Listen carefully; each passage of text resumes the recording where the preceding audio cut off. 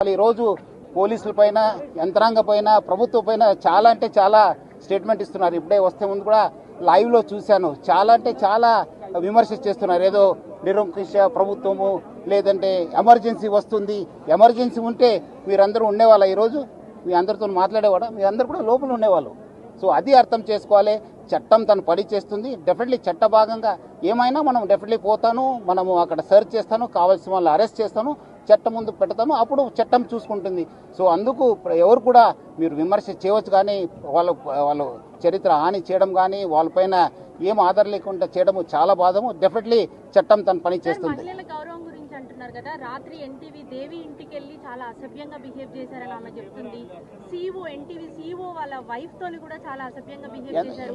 ఇది policing, correct policing అని అనుకుంటున్నారా? అంటే వాళ్ళు ఎందుకు కావాల్సిన వాళ్ళు కాదా? మనం పిలిపిస్తే రావాలి కదా.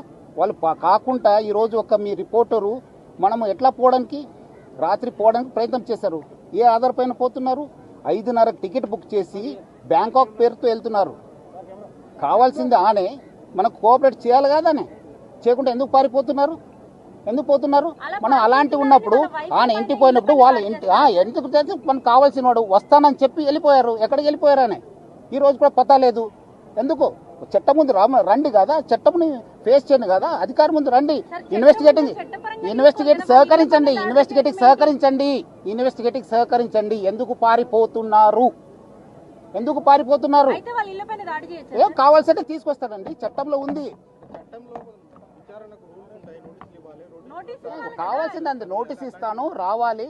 వచ్చినప్పుడు మనకు పోతాను, ఇన్వెస్టిగేషన్ ఏం ఆధారం ఉంది దాని ప్రకారం చేస్తాను. మనం అదేం అట్లా ఏం లేదు, మనకు కావాల్సిన వాళ్ళు రావాలి, తీసుకొస్తాను. ఏముంది చట్టం?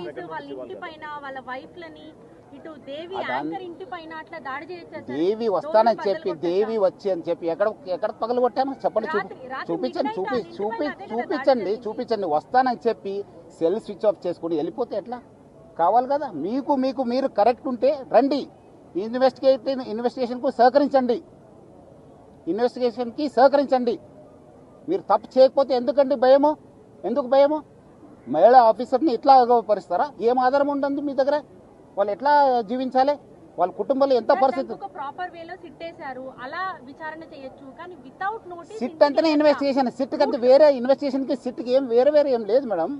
సిట్ ఎందుకు వేయాలండి నోటీసు? మనకు కావాల్సిన వాళ్ళు పిలిపిస్తాను, ఎంక్వైరీ చేస్తాను, మీరు రండి.